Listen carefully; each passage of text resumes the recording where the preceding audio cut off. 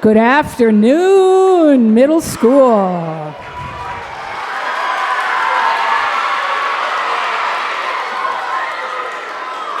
We are so happy that you're here, and we are so excited. We have had such a great time preparing this play. I got to tell you, Leonardo da Vinci is a really remarkable human being. The kids are ready, and we know that you all are going to be a really appreciative and supportive audience, because that's what we do here at King. So thank you so much. I'm going to introduce Mavi and Sienna, who are going to get us started.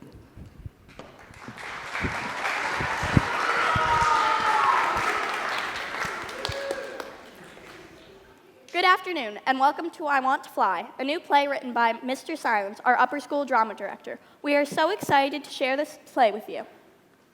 The play takes place in a modern middle school project room where the students have come to learn about the life of Leonardo da Vinci. We are curious about Leonardo da Vinci, who is an architect, an artist, a scientist, and an engineer. The students tell Leonardo's story by acting out characters from his life and also doing a series of improvised moments to show stuff that he cared about. The researchers know a lot about Leonardo da Vinci, and the images on the board over there will be made by Leonardo himself. We've had so much fun and worked very hard putting this play together, so we hope you enjoy. Sit back, relax, and enjoy I Want to Fly.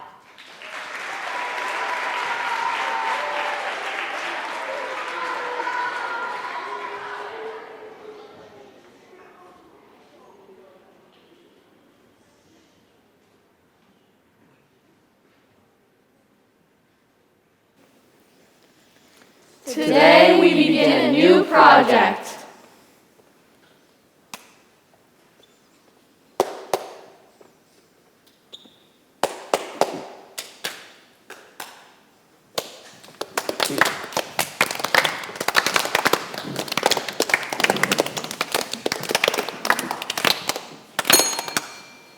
Today we begin a new project. You'll complete it today. It will happen in 3 stages. Step 1, research. Learn about your subject. Read, study, question, and dig.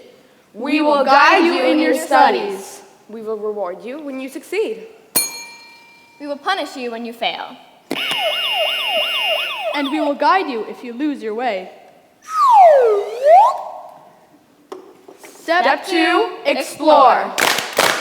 It may be art or mathematics. It could be history or music. It might be literature or science. You will make a choice. Step 3, present. You will show your work. You will share what you know. And you will give us all the gift of your experience. You may work in groups. Or you may work alone. And the subject of your project will be Leonardo da Vinci.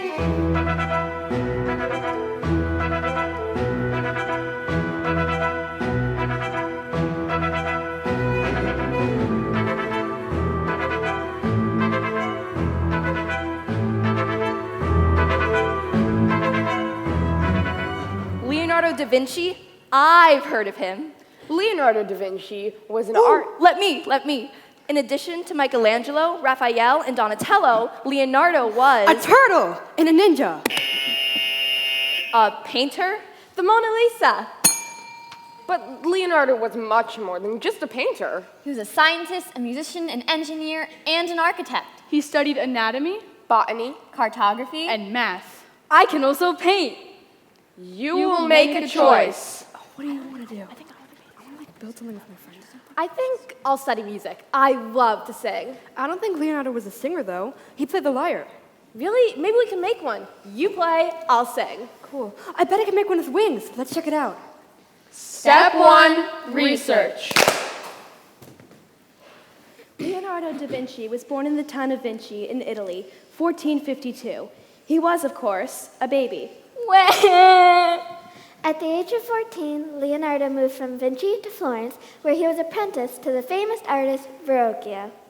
Ah, Leonardo, so you want to become an artist, eh? Well, how do you know you have what it takes to become a master painter and run your own studio? There's so many, many things you need to know. First of all... Wait, slow down. What happened back in Vinci? And why is Leonardo from Vinci called Leonardo da Vinci? And why is that baby so chubby? That's what Da Vinci means. Chubby baby? No, Leonardo from Vinci. Can we go back? Leonardo da Vinci was born in 1452. His father's name was Piero da Vinci, and his mother's name was Caterina Lippi. Leonardo's parents were not married. And this made Leonardo's life challenging because he could not partake in his father's business. But being a sort of outsider also gave him the freedom to pursue his passions. And that was a good thing. Leonardo lived with his grandparents, Antonio and Lucia. They were really old. Little Leo, What a good little boy. my youngest grandson. He's so cute. What will we feed him? How will we keep up with him? Because Leonardo's grandparents were so old, He would spend his days walking with his uncle, Francesco. Let's go, chubby. Francesco was a farmer, so he worked outside. He and Leo would walk among the olive trees and vineyard vines, exploring the landscape. Look, Leo, from up here you can see all the way to... What are you doing? Drawing. What are you drawing? Leonardo always kept a notebook with him. I'm drawing that bird. I see. Why? Someday I want to fly. Oh, that's nice. because Leonardo's father was a lawyer and a businessman, Leonardo always had access to something that was very rare and hard to come by. Paper! Leonardo wrote down everything he saw. Everything was interesting to little Leo. The pages of Leonardo's notebook were filled with writing and drawing. Leonardo wrote everything backwards. This is called mirror writing. Some people think he did this so others wouldn't see his secrets. Like a sort of code. The Da Vinci Code. But this isn't true. Da Vinci was left-handed. He wrote across the page from right to left. He did not want to smudge the ink. Or maybe he was afraid someone might borrow his ideas. What are you drawing now? Water. Water? How do you draw water? It moves, just like the air under the bird's wings. Oh, crazy. At age 14, Leonardo moved to Florence, where he was apprenticed to the very famous artist Verrocchio. Ah, Leonardo, your father tells me you want to become an artist. Wait, that's it? Didn't you go to school? Didn't you have friends? Are you kidding me? Well, you see, because Leonardo's parents weren't married, he couldn't attend school or learn to speak Latin. That was for wealthier, legitimate children. Not much is known about Da Vinci's early childhood. He spent most of his time alone with his imagination. He taught himself reading and writing, the science of nature, and the mathematics of music. Little Leo was ambitious. I'm gonna work miracles. He dreamed big, very big. Little Leo couldn't become a doctor or a lawyer like his father was. But he could learn a trade, though. And when his father saw how good of an artist little Leo was, He was very impressed. Leonardo, you drew that?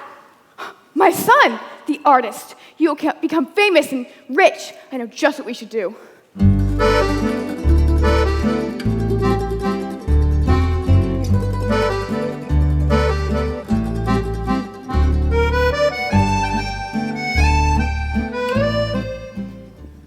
Piero took some of Leonardo's work to his good friend, Andrea del Verrocchio. Andrea Verrocchio was a versatile artist and engineer who ran one of the best workshops in Florence.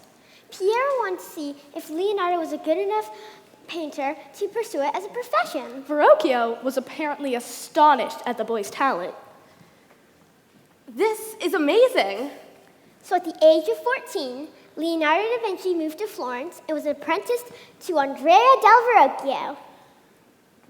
Verrocchio's workshop was the perfect place for Leonardo, as it provided a place to learn and a place to belong. Verrocchio was interested in anatomy, mechanics, drawing techniques, and engineering. Verrocchio was a kind master, and like Leonardo, was easily distracted and often left pieces unfinished. Maybe that's where I got it from. Leonardo, welcome to the best workshop in Florence. Here, we create works of art that will sell in the marketplace. No place for individual genius, and besides, it all has my name on it. Your name? You got it. Step 1, research. Leonardo's workshop was in the central heart of the city of Florence. In the 1400s, Florence was one of the most innovative, creative, and intellectually stimulating places in the whole world. Artists and artisans, economists and philosophers, musicians and writers were all drawn to Florence to work together. All right, Leonardo, let's see more of those amazing drawings of yours. Show me what you got. What is that? It's a dragon. It breathes fire and pukes poison. Fire and poison. Cool. Whoa! It has the head of a wolf, The eyes of a cat. The body of a snake. The quills of a porcupine. The wings of a bat. And the claws of a rooster. the jaws of a lion, and the fins of a shark.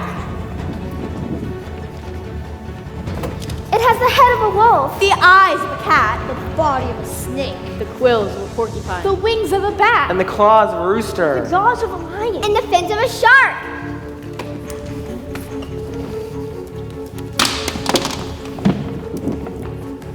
It has the head of a wolf, The eyes of a cat. The body of a snake. The quills of a porcupine. The wings of a bat. And the claws of a rooster. the jaws of a lion, and the fins of a shark. Dragon!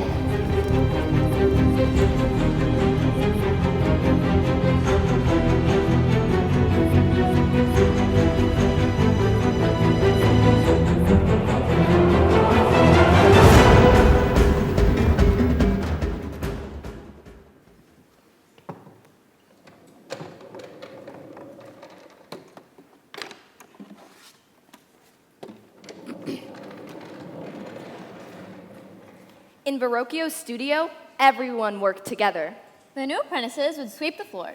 Swish, Swish, swish, swish, swish, swish, swish, swish. Clean the brushes. Ding-a-ling, ding-a-ling, ding-a-ling, ding-a-ling, Sharpen ding-a-ling, the tools. ding-a-ling, ding-a-ling, ding-a-ling, ding-a-ling. Here are the candles. Ding-a-ling, ding-a-ling, ding-a-ling, ding-a-ling, And mix the colors. ding-a-ling, ding-a-ling, ding-a-ling, ding-a-ling, ding-a-ling, ding-a-ling, ding-a-ling, ding-a-ling, ding-a-ling. Yellow is made by crushing berries. Blue is made by crushing stones. Red is made by crushing beetles. The colored pigments were combined with egg yolks to make the paint. Which is why Verrocchio's studio was also inhabited by Chickens!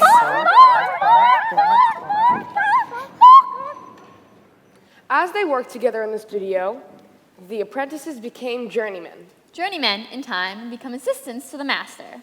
And eventually, assistants became masters themselves. For the research section of my project, I've decided to keep a journal like Leonardo did. Leonardo wrote everything down on thousands of pages in hundreds of notebooks. He came up with ideas for things that wouldn't become real within his lifetime or for hundreds of years.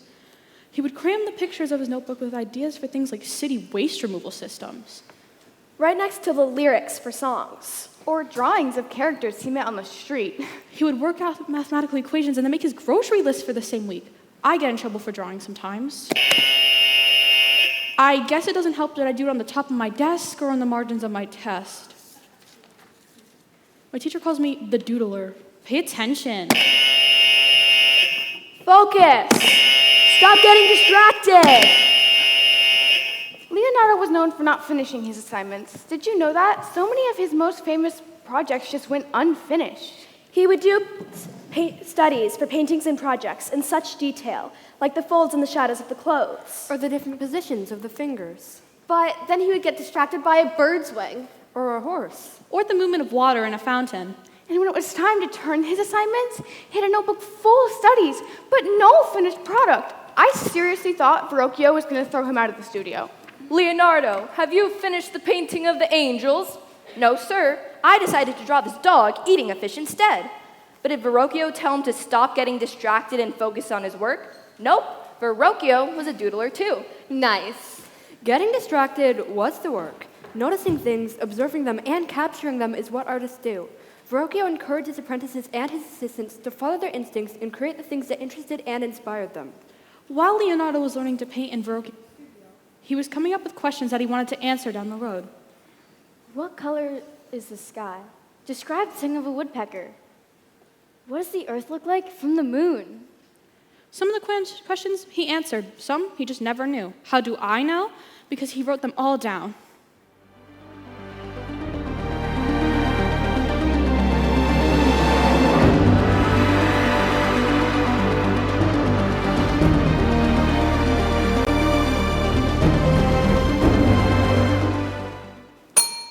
We're building a machine. Something big. Like a horse. A giant horse. Bigger than the Trojans. Or a catapult. A trebuchet. What about a submarine? Or a parachute. I want a hang glider. Something that destroys.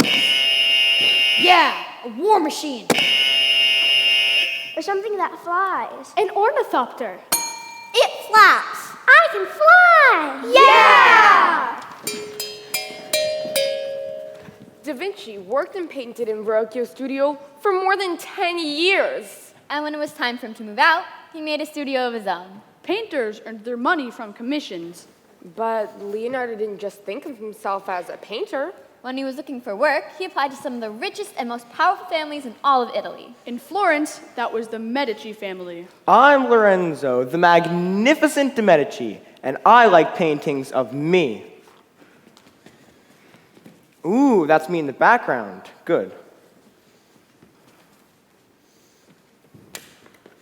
Ah, that's me in the front. Even better. Lorenzo, what do you think?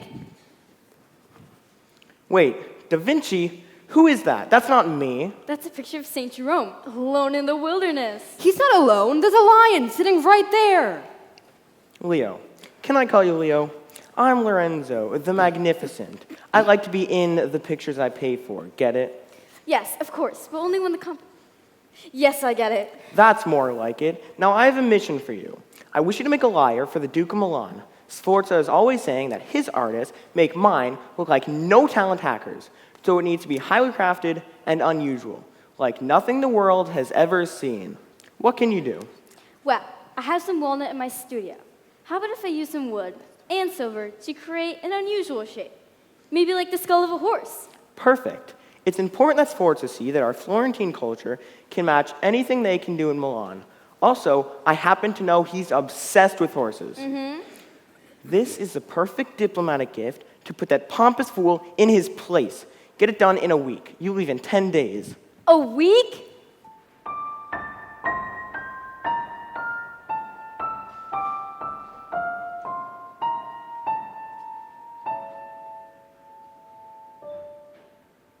In Milan, the ruling family was called the Sforzas.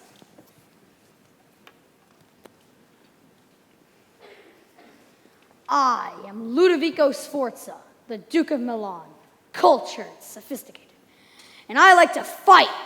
The Sforzas were known for bullying, assassinations, and executions. Leonardo needed to prove himself worthy. What can you do for me, Da Vinci?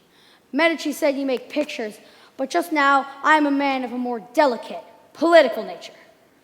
I'm not sure you're the man for the job. Even though Leonardo was a master painter, sculptor, and designer, he decided to appeal Ludovico's other interests. What is it you need? Italy, in the later part of the 1400s, was often at war, sometimes with itself. I need to destroy my enemies. It needs to be quiet and diplomatic, but then the hammer needs to come down. Leaders like the Sforzas and the Medicis needed weapons to defend themselves and attack their enemies. I can make instruments of war, methods of destruction, like cannons, chariots, guns, and catapults. I have never seen such weapons. You can really make this stuff? Yup. Whoa. Vehicles that travel without horse or manpower. Yes. Vessels that travel on the water and under. A submarine? Machines that can put any man in flight. Yeah. Leonardo got the job. You're hired. He was commissioned by Ludovico to build something massive. A catapult. A crossbow. A chariot with rolling razor-sharp blades that slice your enemies up like deli meat?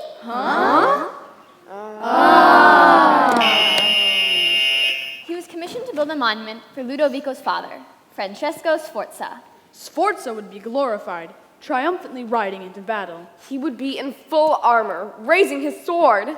And he'd be sitting on a giant horse. Leonardo had proposed this sculpture to Sforza when he applied to work for him. Step 2, explore. The monument would be the greatest ever built. Over 75 tons. It would be cast in bronze. Over 23 feet tall. 3 times larger than life. Leonardo was given a castle to work in. I've got plenty of castles. But instead of focusing on the rider, He focused on the horse. Wait, what? He studied horses. He observed and measured them. He dissected dead horses to learn about their muscles and movements. He wrote an entire book on the anatomy of horses. He made casts for the molten metal. He devised cranes and machines to lift the giant sculptures. But Leonardo's masterpiece, El Cavale, was never finished. It wasn't Leonardo's fault. Ludovico was being attacked by the French, so he used the bronze to make cannons for the war effort. There were some positive things that emerged from the Sforza house. While studying the horses, Da Vinci designed new and better stables with feeding bins that automatically replenish themselves. He also designed machines for bending, lifting, and melting metal. To cast the horse, he imagined digging a deep hole and placing the mold in it upside down.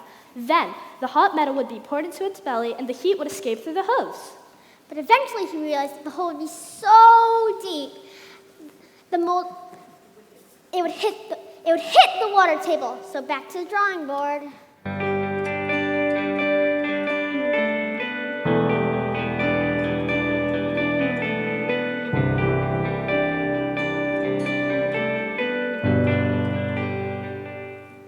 But the most important discoveries Leonardo made were what he learned from the anatomy of those dead horses.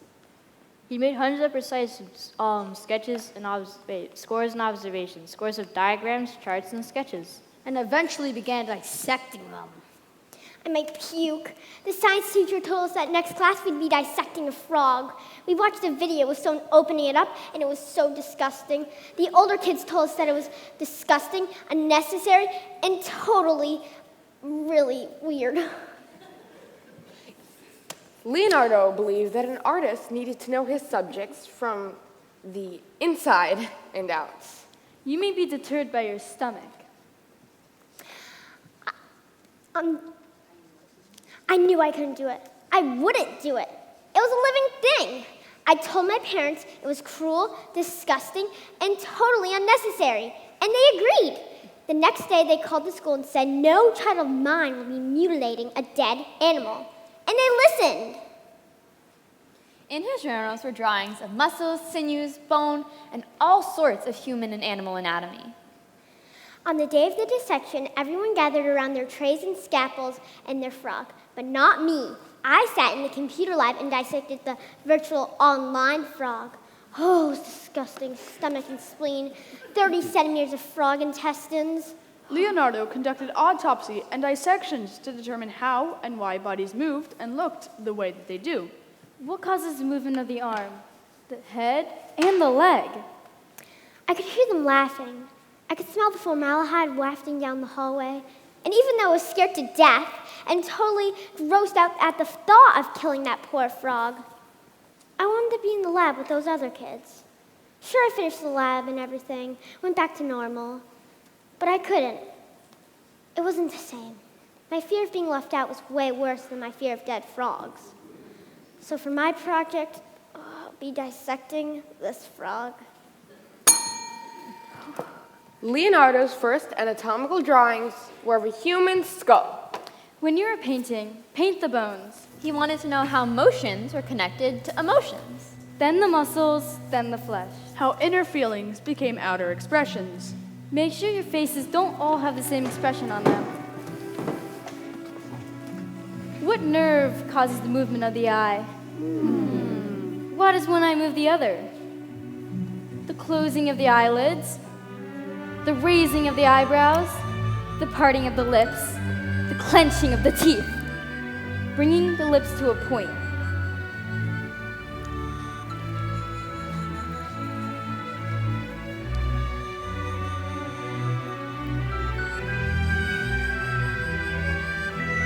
because of laughing.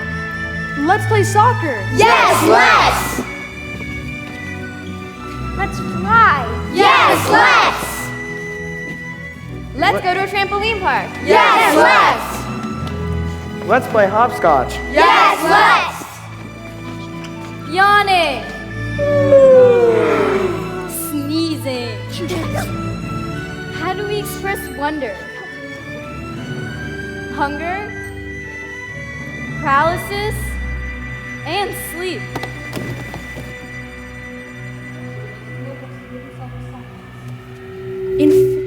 In 4 drawings represent the 4 universal conditions of man: mirth with various acts of laughter,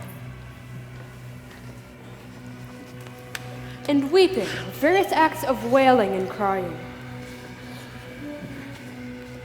fighting with various acts of fear, killing, boldness, and murder, To gain the advantage And destroy their enemies, and labor with various acts of pulling. and pushing. Lifting and carrying. and stopping.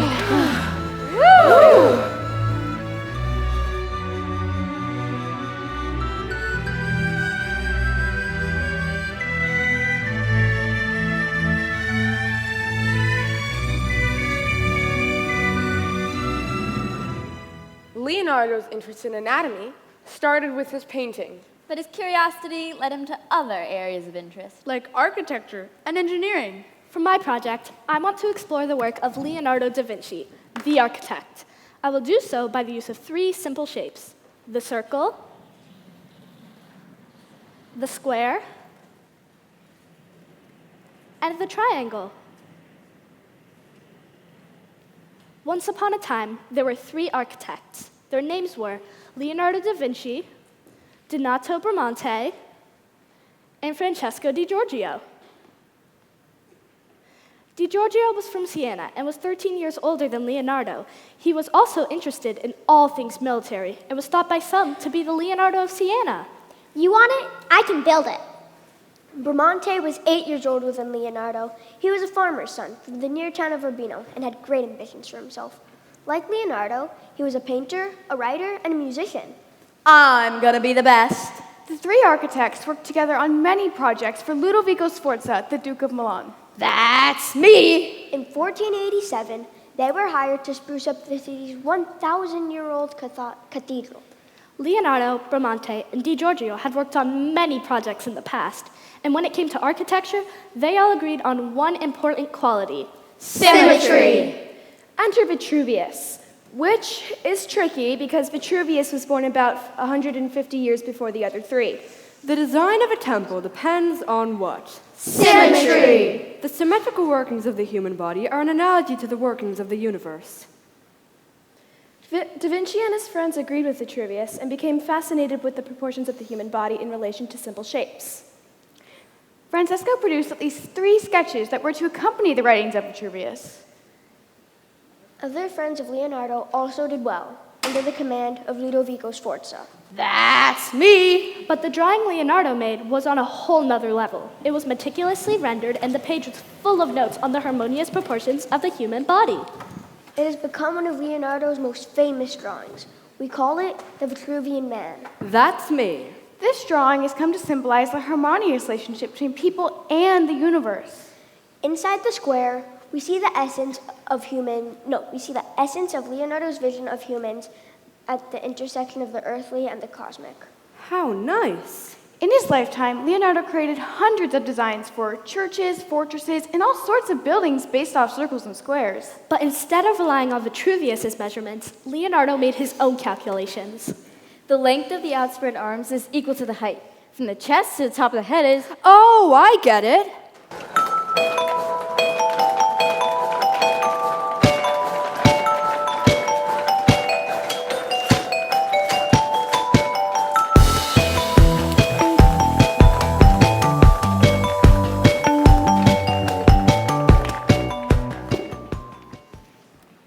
I love math. I hate math. I hate math. I love math. Algebra is like torture. Geometry is so basic. Leonardo da Vinci loved math. Mathematics is the paradise of the sciences. I love the math that you can see. I love the mysteries of math. Shapes and measurements. Variables and hidden figures. Leonardo used math in all his art, science, and work. He who does not understand math is wallowing in confusion. I love the math that you can use. Will this be on the test? Step by step, one step at a time. You can't think outside the box if there is no box. You keep everything that's true and you toss everything that's not. He used math to turn his observations into facts. Study math. Do not build without foundation. I love math. I hate math. I hate math. I love math. I hate math. I love math.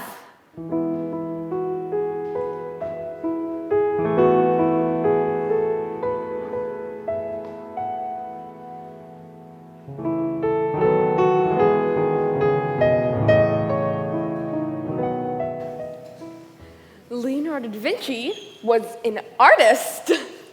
Leonardo da Vinci was a scientist. Actually, Leonardo da Vinci was an artist and a scientist. He needed to know how things worked. Observe. He tested his observations by changing where he stood. Adjust. He noticed patterns in nature and in life. Repeat. He was curious. Observe. He took his time. Adjust. He recorded what he saw. Repeat. Observe. Adjust. Repeat. Observe. Adjust. Repeat. Step 3, present.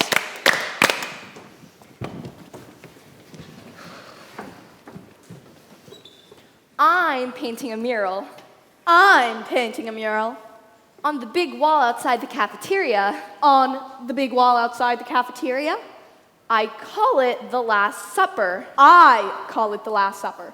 It's on. In 1503, Leonardo was hired to paint a mural in Florence.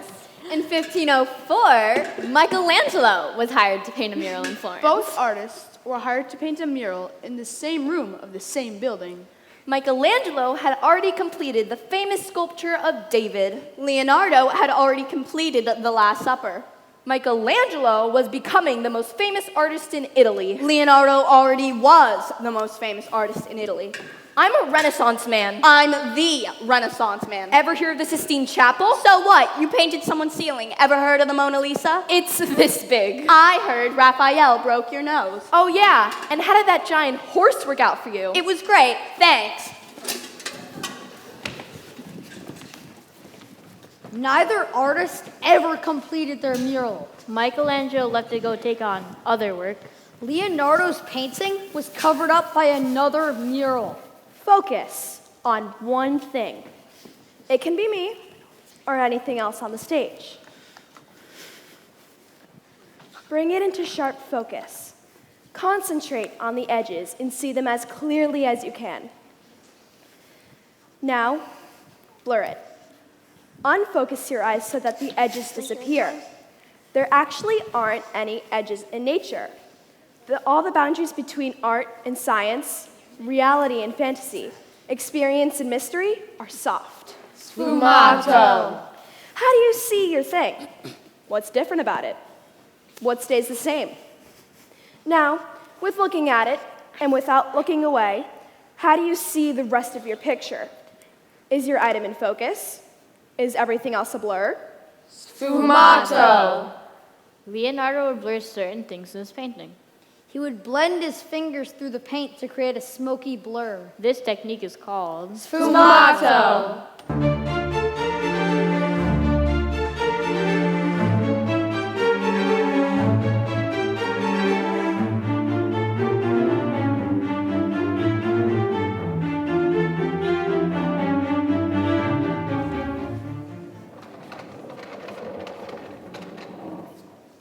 I started working alone.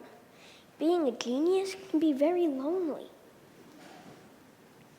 I'm not a genius. I have what my parents and teachers call accommodations. I don't really know exactly what that means, but I do know that I get extra time on my quizzes. Anyway, I knew right away what I wanted my project to be. I want to fly. Nobody really knows if Leonardo ever left the ground. We know he tried for sure. He had a plan to jump off the roof of his studio and made sure nobody would be around to see him when he jumped or flew. I'm working on a model of this one. The movement starts here with these two gears. There are two circles and rods. The rods mesh with the circles, which turn the gears attached to a mast at the center. I chose Leonardo's fascination with birds. I want to fly.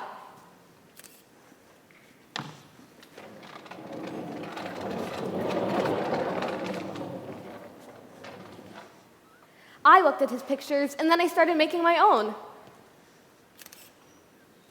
A lot of Leonardo's studies were about flight, but some were more about beauty.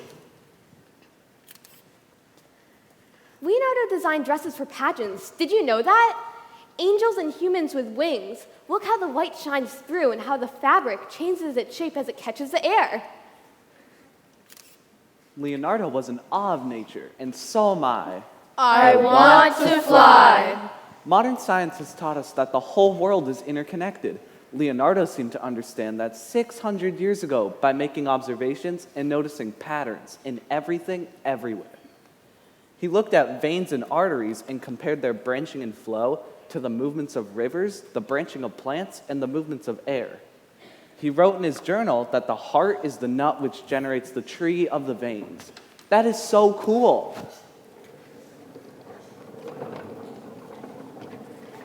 My project is a study of fluid dynamics. I want to fly. Leonardo used water as a source of power. He wanted to force water upward so its weight combined with gravity can move objects and power machines and devices. He dropped stones into pools to see how the ripples move outward into space. We see Leonardo's life as a gem tossed into the pool of time. His genius ripples out into eternity and reaches us today. The real beauty of Leonardo's genius is not in what he created, but in what he inspired us to create. Beyond all his achievements, his life speaks about human potential, giving us intimations of what we can imagine if we just let ourselves believe. We knew that we were going to build something big. Something big. Like a horse. A giant horse. Or a catapult. A trebuchet. What about a submarine? Or a parachute. A war machine. Helmets for warriors. Or something that flies. Flying is the best. It rocks. Yeah! I painted a mural outside the cafeteria. I dissected the frog, and then I took apart an old toaster. Leonardo wrote everything down. He kept all his thoughts and ideas. He taught me the beauty of line and proportion. Nature connects us to the universe and each other. It's also powerful. Leonardo said he could use that power. For good or evil, Leonardo imagined beautiful art and wild weapons. I looked at his pictures and then I started making my own. Birds are the best. Focus on one thing. Bring it into sharp focus. I love math. I love math too.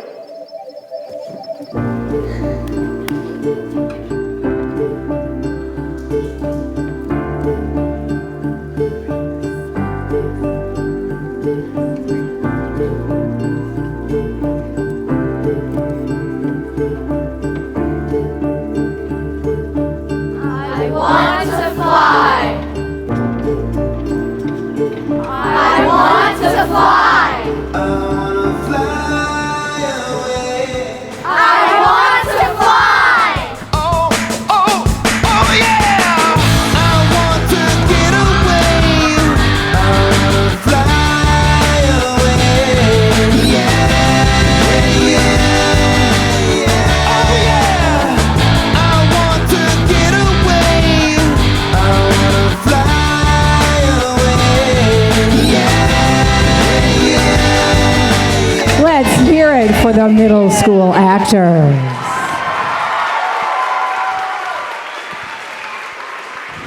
Well, I gotta tell you, they just rocked it. I'm speechless. I'm just speechless.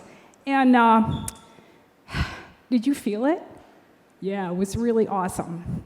We have another show this evening, and we have some wonderful Nightcast actors who are going to come and join us up here.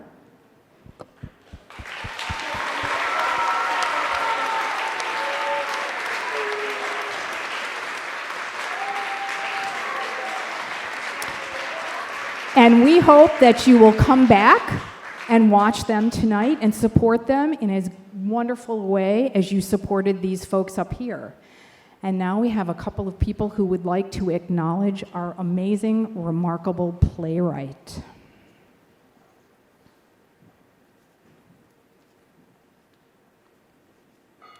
I Want to Fly was written by Mr. Silence, who is our upper school drama director.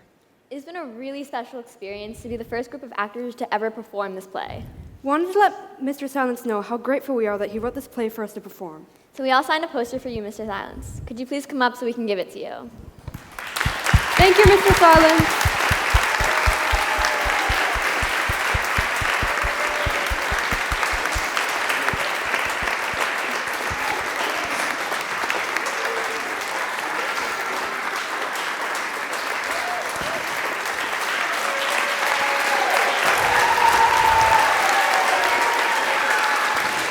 I have to take just a second and tell you a little tiny story.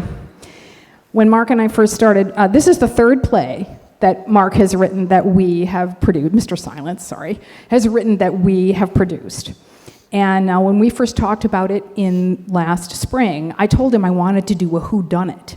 I wanted to do like a Harry Potter film noir play. But in the spirit of Leonardo da Vinci, Mr. Silence got interested in Leonardo da Vinci. And so at the end of the summer, this is what we had. And I was terrified. I've never directed a play before that wasn't plot-driven. I was really nervous, but I trusted him and I trusted his idea. And I have to say, I'm so thrilled and I'm so proud of you. So thank you, Mr. Silence. So we hope that you will all come back tonight and watch our second show. Thank you very much and have a lovely day.